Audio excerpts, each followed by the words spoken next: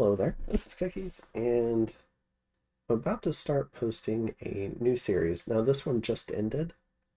However, I did want to provide kind of an intro. Normally, I've been pretty good about kind of doing like a pregame national overview, but this time I didn't.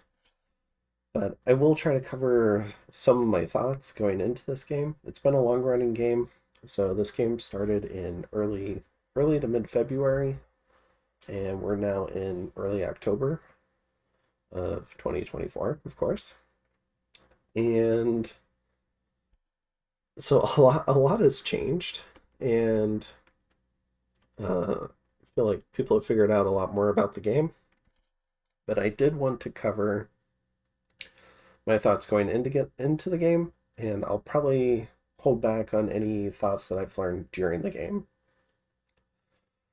So, in terms of this particular game, it's a game of YouTubers, or primarily YouTubers, and then some admins and game masters from Lucid's Discord. And the people playing in the game is we have Zan on Vanarus, we have the False God on Pyrene or Pyrenees, we have Kidson on Man, Kirby on Fascia. I'm playing M.A. Naba, which I've got up on the screen here. We have Phaonix on Agartha, Grippa on Pythium, Lulu's Snugglebun on Jotunheim, The Distant Horizon on Asphodel, Sakane/Neutro on Ulm, and iFlight on Bandar, and Ballin is playing Abyssia. So we've got a fair number of players in this game. Probably it's kind of an all skills game, but I kind of rate it in the intermediate category, like maybe intermediate plus. So we've had some pretty good players and then some slightly newer players, but all in all, it should be reasonably competitive. However, on the flip side, this game did start in early February. Everyone was still trying to figure out the game. So in that respect, it's a little less competitive. People are not only trying to win the game, they're also trying to explore the game and figure out new stuff about the game. So it's not as competitive as like a tournament game. So just kind of putting that out there. So let's start talking about M.A. Naba. So when it comes to M.A. Naba, I guess really quick. Also, this is a vanilla game. I believe no mods on a vanilla map gen. So you're gonna have a little less money and resources than a map nuke map, and you're also gonna have a reasonable chance to be like you could have some crappy cap circles. Vanilla map gens sometimes like to have batches of small provinces and batches of large provinces. So there's definitely some a lot more randomness to it. So we have to take that into consideration when doing the build too. All right, so Naba. Naba is a very versatile nation, and I think it's a very strong nation as well. I really like Naba, at least from what I've seen and played with them so far. So going into the game, my only experience with Naba had been I'd done a long-running single-player campaign as Naba, where I'd spent a significant amount of time fighting a modded Asphodel, where Asphodel didn't have their pop kill, and I believe it was on DE in Dominions 5. So this was going to be a little bit different, but they have a lot of flexibility to them. Many of their mages are sacred, so you could do a strong Mage Bless. I think only the Hermit Sahir is not sacred. And they do have a sacred troop, a Janguard, who's not like a premier sacred that you would maybe do a Hellbless for, but they're good enough that you want to give them something so that they can fill their role as heavy infantry. But if you did take a Hellbless, you could maybe do some sort of turbo expansion with Malika, maybe Sahir as well. I've seen people thug out Sahir. Maybe the Janamir could do something. You also have high quality, kind of like Colossi-sized troops, which are the Avim. So you've got Adite Elite Soldiers. I guess they qualify as giants, their size. I mean, they're just bigger than humans, though. But you've got Adite Elite Soldiers, fairly hard-hitting, like scimitar soldiers with they have a hat, they have armor, and they have a shield. So they're very durable. 15 protection, 25 hit points. Similar, you have the light infantry. You trade off some of the protection, but you get a javelin, and you have a spear where they can maybe try to repel a little bit. And you have the Adite Archer, who gets a very high damage great bow with range 50. They also have a pretty high quality short sword in terms of damage, and they have actually very good protection at 18, which is better than the elite soldier. However, they are missing the shield, and their weapon can get repelled, since it's only length 1. So you have the Janguard, you have the Adites, and you also have the Camel Riders. The Camel Riders are a fantastic unit, but they are pricey. So when they enter battle, they get a free little falcon. You can see here, that's 1 falcon. They also have a composite bow. They fire while moving because of their mobile archer attack. And they also get 2 attacks in melee. They get a 17 damage scimitar, which is actually fairly high damage. And they get a 14 damage hoof from the camel. Additionally, because of the camel, they have effectively kind of like 32 HP, or they can spread a hit around. Maybe the camel can take a hit and they don't necessarily die.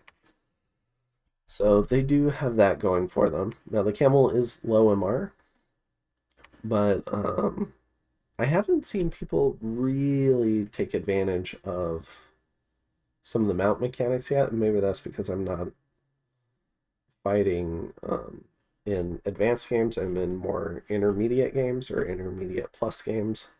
So maybe we'll see that more in the future as the community improves, but I haven't seen the MR on the camels hurt me yet.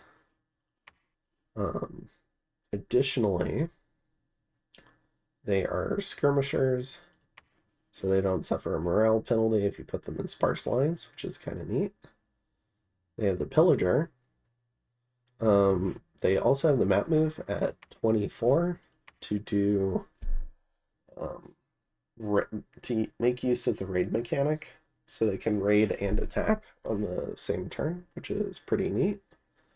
They're also stealthy, so you can take them along with a shake, or you can, if you really have to, you can put them on a Carib, or you can put them on a Janamir. Plenty of different leadership options. Even a Malika could lead them. And you can send them on raids, and you can even do deep raiding as this guy's a tax collector, the Sheikh. So they have a lot of mobility, they have a lot of options, and they behave like elves. So, and then finally we have some other units.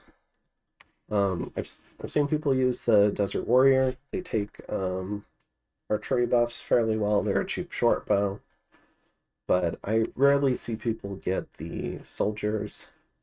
This kind of behaves like an independent heavy infantry, and this kind of behaves as like an independent light infantry. They're not particularly good in comparison to all the other things you can spend money on. So I don't really see them get recruited.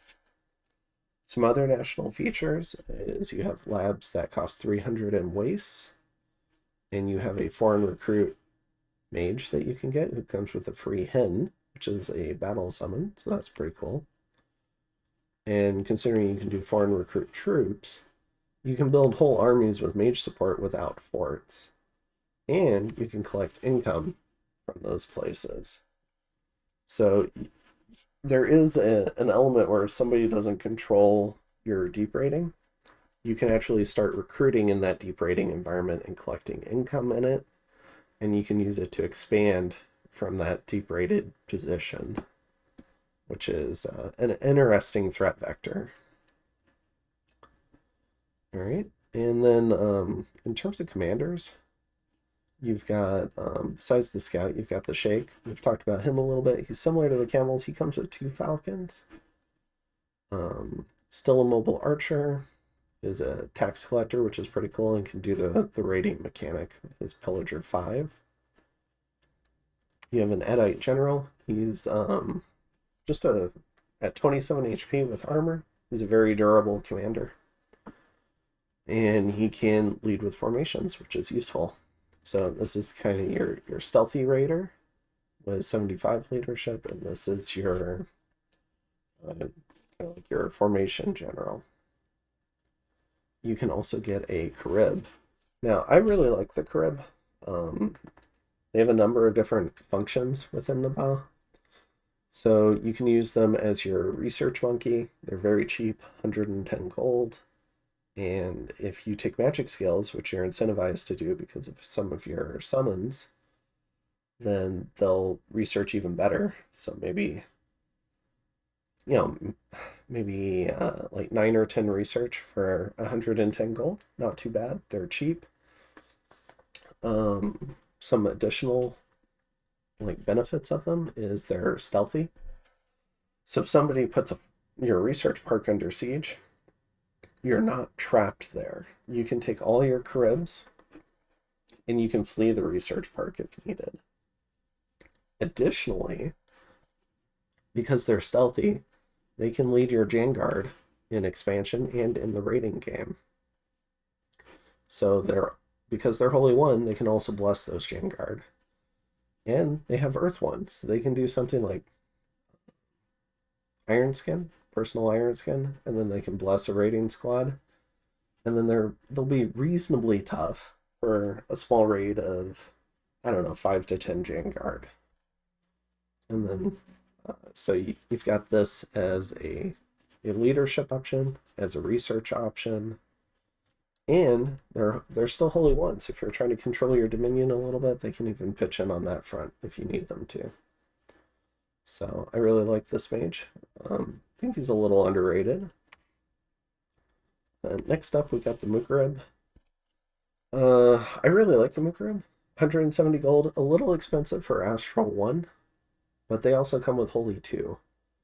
And they're also better leaders. So this guy can lead stronger raids. He's Holy 2, so he can bless up to 10 squares. So he's going to do a better job leading, I don't know, maybe 10 to 20 sacreds around, and he can have another squad with some other types of troops. Maybe he could have some camels or some desert warriors. He can also splash body ethereal.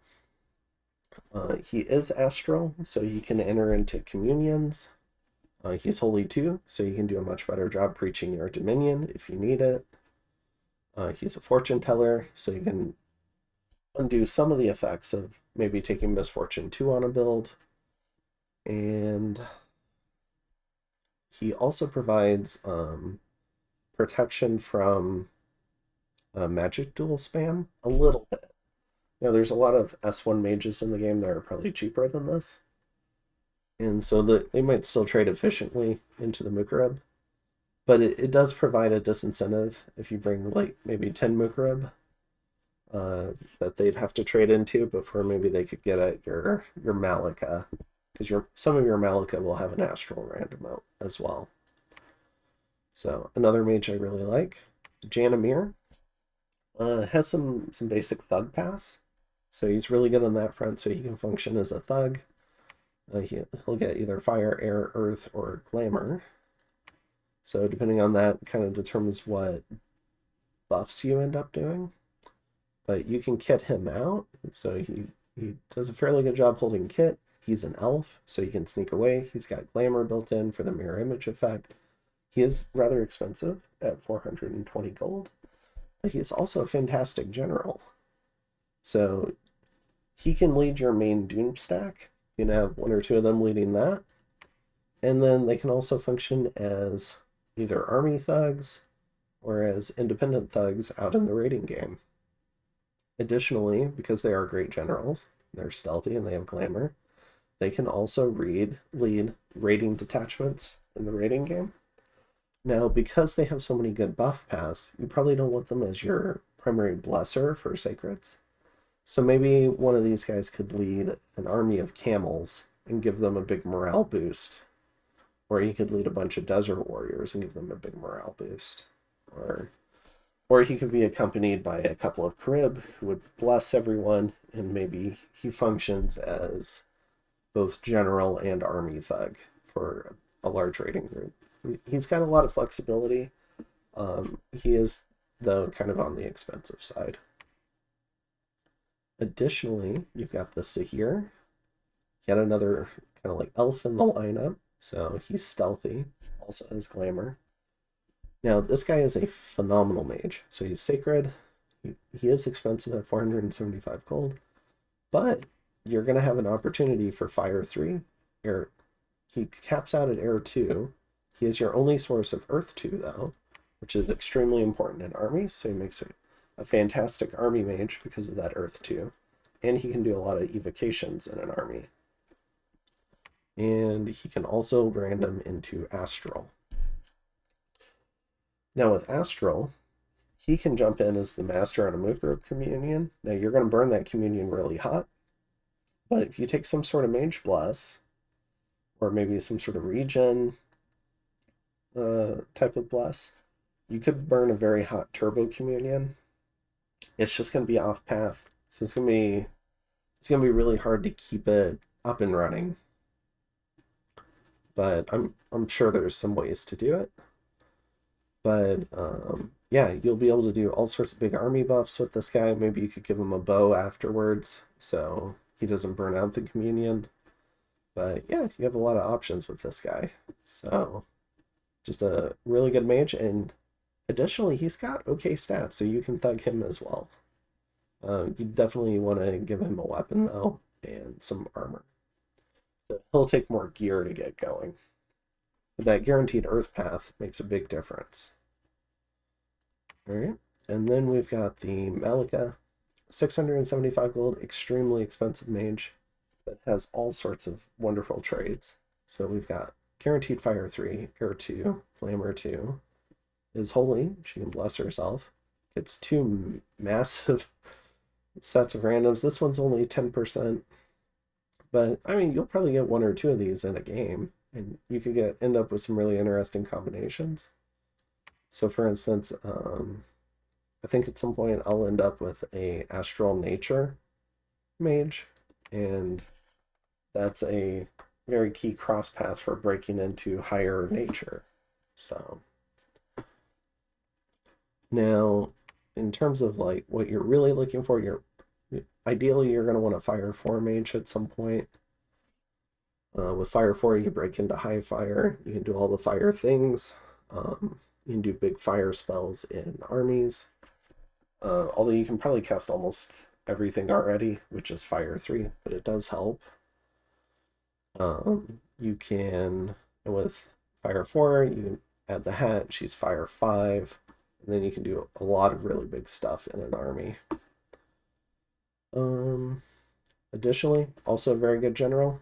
Maybe not who you want leading your Doom stack, but you're probably going to want a couple in a Doom stack just for the additional magical firepower, and because they can show up at the last minute. So maybe the Doomstack is walking towards an enemy fort. Well, she can fly in just for the final confrontation. She's got stealth and glamour and Veil Army.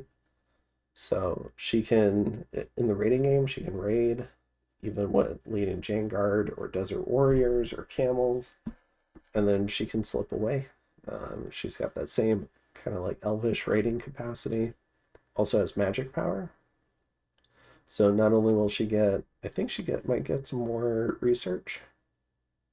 Not sure, but she'll definitely get some more stats in magic power. I think just the magic scale gives more research.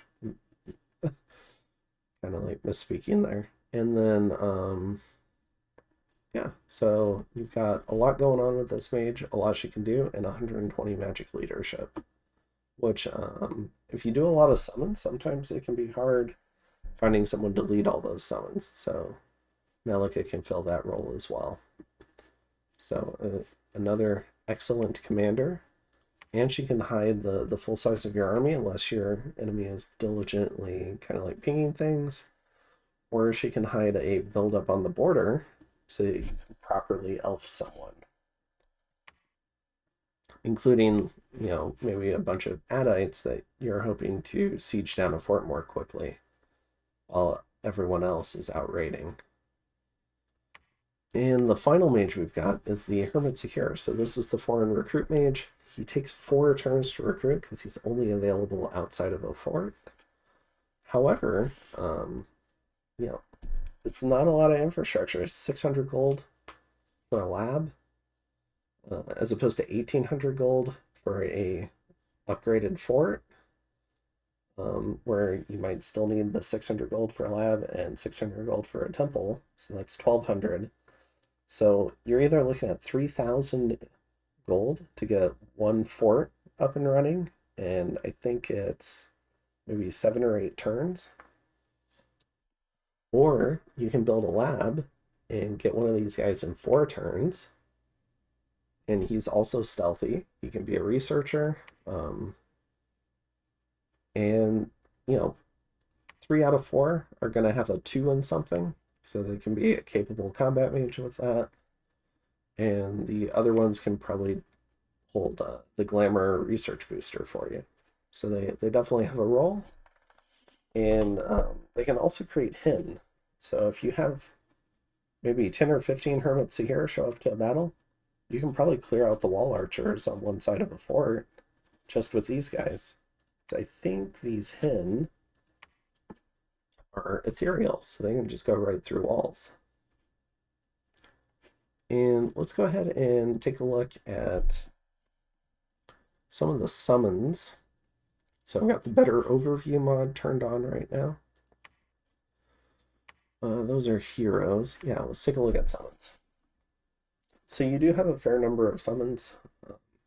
We're just talking about the hin. Here's the hin. He's got 15 chakras and 15 fire res. So hin are great if you want to do a Firestorm Wrathful Skies Trap. They can survive both, which is pretty cool. They've got 15 hit points. They're ethereal. They have a heat aura. They're also unseen. So they're hard to hit as well. So pretty cool there. You've got Bin as well. They have less resistances, but notably they have a little bit of poison resist. So if you're planning on going up against a big nature nation, maybe you could use some of these guys. They also have unseen. And they've got 2 attacks, so fairly okay attack density. You do have 2 variants of the ghouls. These are high regen blood summons. They have a couple of attacks, and it's regen 50%, so 6 hit points a turn. So not only can you use them for as combat troops, I guess, they're stealthy, so they can stealth out like your other raiders, but you can also use them as maybe like soul vortex batteries for mages, so that if you happen to break into death, you can use them to maybe power a turbo communion or something. So you have some potential there. And then, let's see. So we have a fire summon, the Gen Warrior. He's got a magic weapon, which is pretty handy. I consider these guys kind of expensive. I think you get 3 for, I don't know, maybe like 18 or 19 fire gems. Do they have the... Oh, what's the...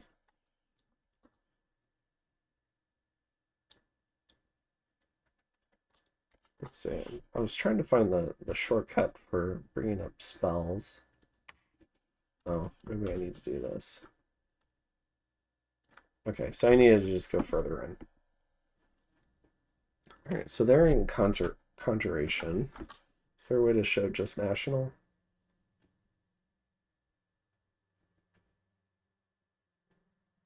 No. Alright, but they're here. So I think it's 3 for 8. No, that's the commander. 3 for 13. Okay, so they're just over, they're 4 1/3 gems each. Which I think is a little expensive for just 1 unit, but they're a really good unit. And they are sacred.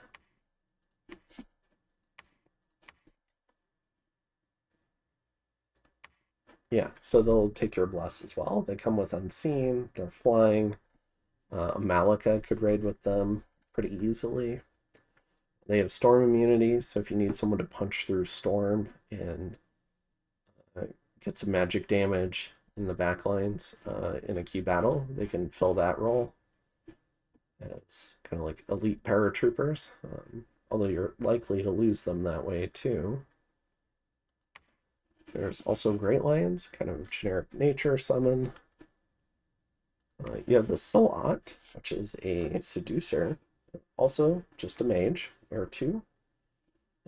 Additionally, she has ethereal and flying, and stealthy and glamour. So you have a flying seducer.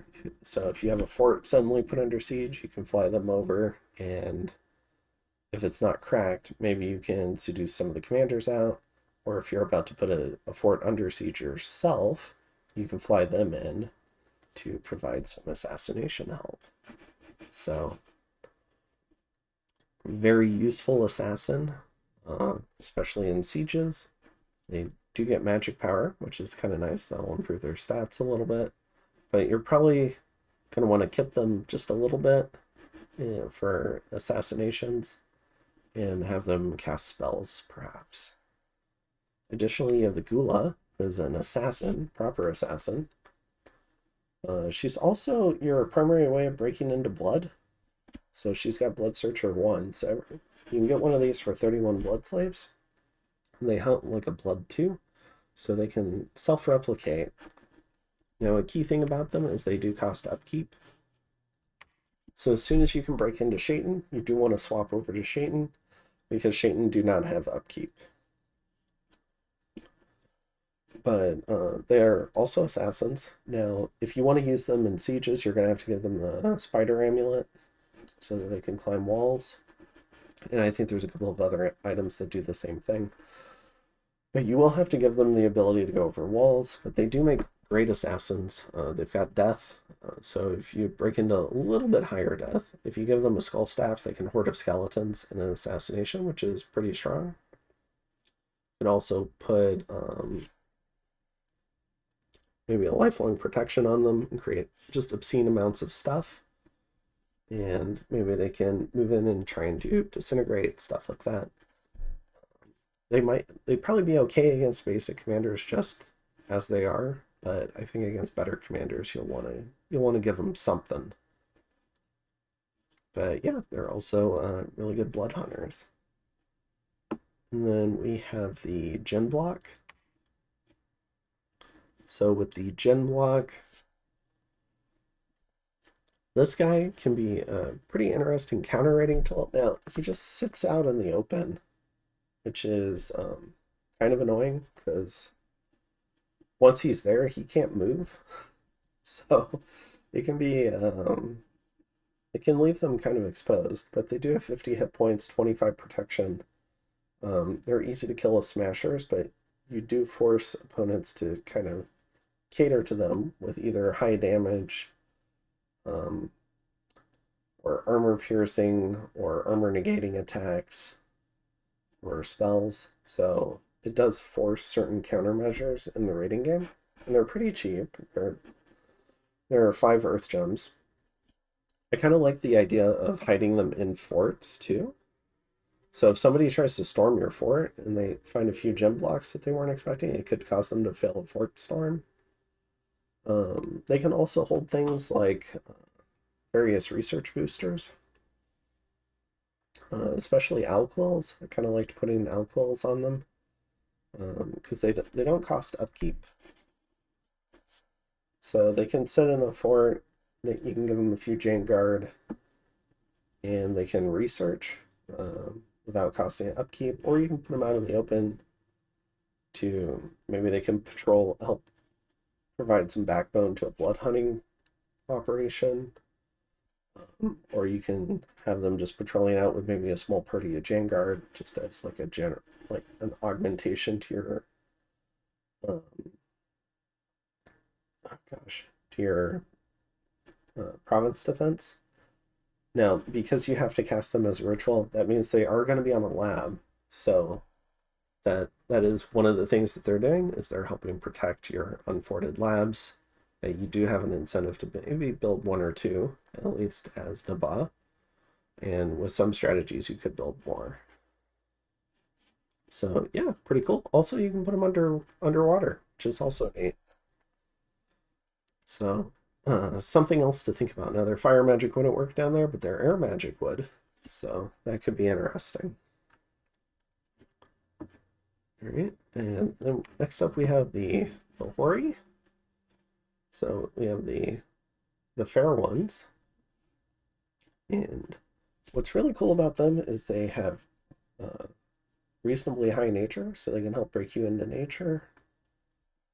Because they can make a thistle mace. And if you roll the right randoms on a Malika, the Malika with the Thistle Mace could maybe try to do something, or more likely you put the Thistle Mace, maybe, gosh, because she doesn't have the body slot. So you can't put the Blood Nature booster on her. But maybe you could empower someone else in nature who can, like a nature Malika, and give her a Thistle Mace, and then the Blood Nature booster, and then it'll get you up to Nature 4. But yeah, she could help you break into higher nature depending on what boosters you have. And also, once again, ethereal, flying, seducer, lots of good magic paths. I think Nature 3 in a seduction battle. She can do Nest of Salamanders, but with a Thistle Mace, maybe she could cast Howl or something. I've seen a pretty nasty Howl in an assassination recently. Or some other big spell. Or maybe just like Creeping Doom or Swarm Cast. So yeah, they can be really nasty assassins. And then she's got Glamour too as well. So another pretty good summon, can do some interesting stuff. And again, storm immunity. So there's definitely some stuff you can do in Wrathful Skies traps, or in trying to hit an enemy who's put up storm.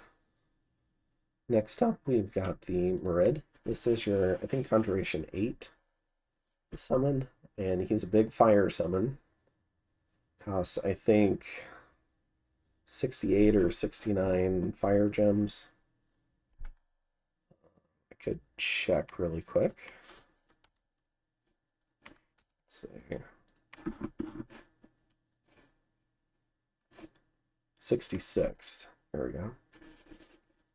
But with that, you get guaranteed air 4, which is huge for Nabah, because that lets you do all the big air magic without a communion. So I do think of them as an excellent late game summon. And you also get guaranteed fire 4. You get high water, so this will break you into high water and high air if you haven't yet. They're amphibians. They make great army casters. They have a huge number of hit points. They have high MR. They have all sorts of great buff paths. And they can cast big army spells in 3 different elemental magic paths. So they're phenomenal in the late game. They've also got built-in fear. They have a built-in heat aura. They're flying, ethereal, unseen. They have a fire shield. And fire power and magic power. So they make great super combatants. And they can raid underwater. They can do all sorts of good things. So just an absolutely phenomenal mage. And I think definitely worth 66 fire. So when you think about maybe something else, like if you got one of the elemental royalty, they'll be fire 5. They won't have unseen. A fire king would be ethereal, but they won't be flying. They won't be unseen. I don't think they get fear either. They're not going to get magic power. They're not going to get all these other magic paths either. So I think it's a really good deal. I really like them red, and if you've made an effort to control Enchanted Pyre, then they make a great late game fire gem sink that you can turn directly into major army power. So really like them red. Next up is the Shaitan. So this is kind of your nation-defining mage in some ways. So this is what your Gula are aiming to start pumping out. So these do not cost upkeep. They have they're spies. They have the corruption mechanic. So they're assassins with a high chance to steal enemy commanders. They're also stealthy, glamour flying, ethereal. They're phenomenal assassins. They have fire 2 and air 2 for assassination battles. They have okay stats, and you can give them all the gear to make them phenomenal assassins. They've also got blood 2, so they're good in armies. They're good at blood hunting. You can give them just a dowsing rod. Additionally, they have glamour, so they can hunt anywhere without necessarily being seen. You can give them a bloodthorn, and they can do life for life. They can also do some of the big blood army buffs. I think like Rush of Strength with that. They're just extremely versatile, and I feel like you can never have enough of them, and you can always get more of them. And in some ways, they will compete with late game demon production, which you might want for forming up late game armies to maybe push and try to win the game with. But just a phenomenal unit, and they've got fairly good hit points too. So they're not just going to casually die to random casts of XYZ. They have enough hit points to sustain, and they do have a cold vulnerability, but you can gear around that for situations where you think you might need to. So, a cornerstone of Nabah is the Shaitan. And arguably one of the reasons why you might get coalitioned early in the game is to kill you before you can get these. All right, and we have a couple more. So next up we have the Ifrit. This is another blood summon. So one of the roles that I don't like as much for the Shaitan is the army thug role. And I think that's just because the Ifrit does a better job at it. So the Ifrit has better stats. Fire 3, Air 2, so they can buff themselves really almost as well as the Shaitan can. They come with a magic weapon, which is nice. They have built-in fire shield. They don't have to cast it like the Shaitan. Now they have less they can do in peacetime than a Shaitan, but I do think that's a reasonable role for the Ifrit, is filling that kind of army thug role, or even just like a raiding thug role. I don't think they need as much gear to do it. They have unbelievable amounts of fire resistance, so if you can put a barkskin amulet on them, it's free protection.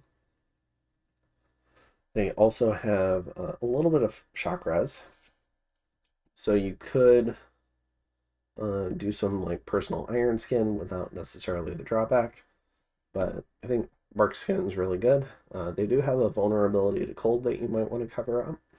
But yeah, and they've also got a little bit more hit points as well.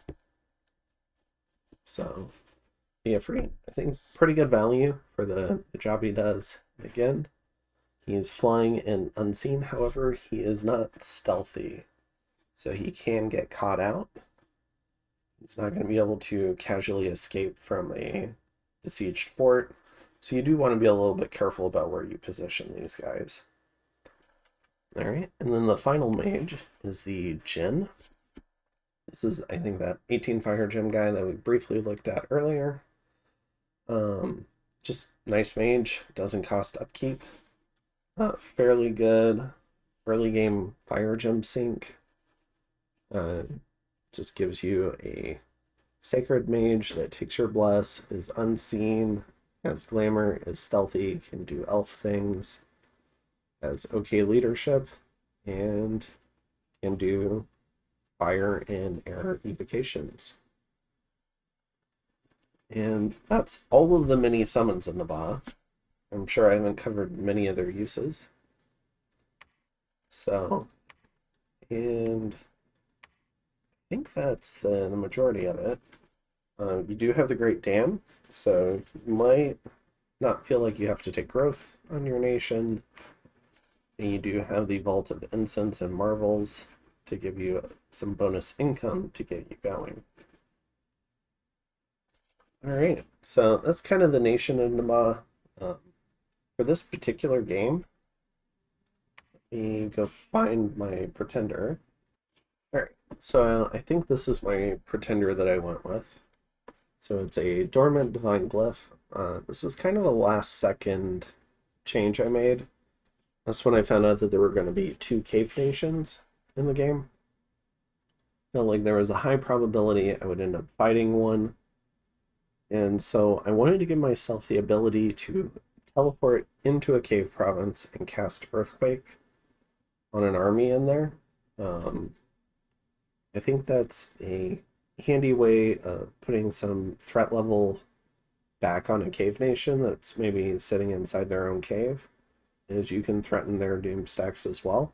So that was something, a capability I wanted. It also gives me crystal gear, breaks me into high earth, and reasonably high astral. I didn't catch on to it when I was first starting the game, but it's got an Ep Smith, so it's gonna take a while to get some of the astral boosters because he can't really level up himself necessarily.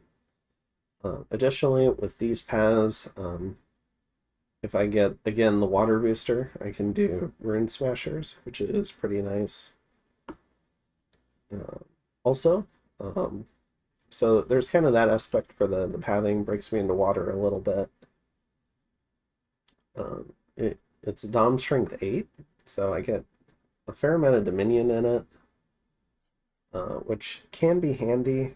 I do like getting a fair number of the Sacreds, but also there's a fair number of Blood Nations in this game that can Blood Sack, so this could end up being important as providing a base to kind of defend my Dominion with. Also, this was just an extra point, put it in superior morale, so my guys would be a little less likely to flee.